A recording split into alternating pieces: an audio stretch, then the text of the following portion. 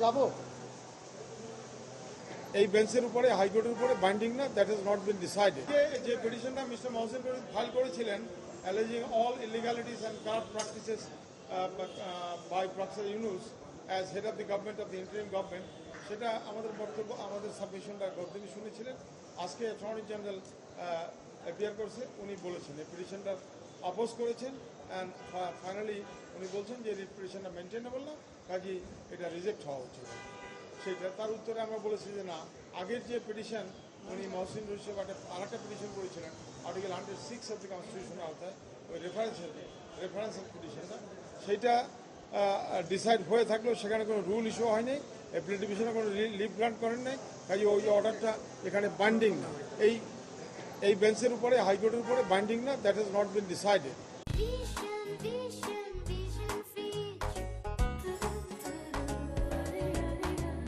ওটা কোনোভাবেই ডিসাইড হয়নি, ওটা ডেলিভারেশন হয়নি, ওটা ডিসকাশনও হয়নি।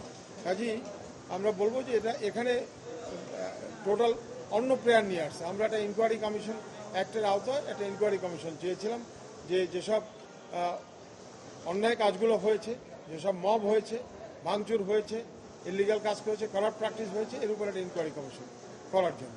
তো কোর্ট শুনে আজকে এটা সামারি রিজেক্ট করেছেন, শর্ট অর্ডার দিয়ে রিজেক্ট করেছেন, একটা ডিটেলস অর্ডারটা পরে দেবেন।